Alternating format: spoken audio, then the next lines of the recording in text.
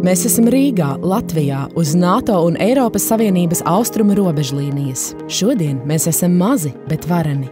Aizvien biežāk atrodamies pasaules notikuma epicentrā. Kā globāli, tā reģionāli politiskie satricinājumi kļūst par mūsu ārpolitikas veidotājiem.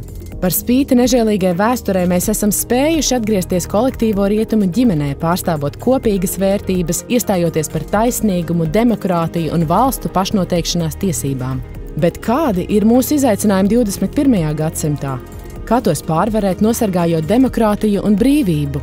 Šis ir laiks, kad aizdomājamies par to, ko mums nozīmē sava valsts. Arī mēs Latvijas ārpolitikas institūtā par to domājam ikdienu, tāpēc aicinām jūs sekot līdzi Rīgas drošības fórumam un ļauties kvalitatīvu, intelektuāli izaicinošu un pārdomu raisošu sarunu ceļojumam.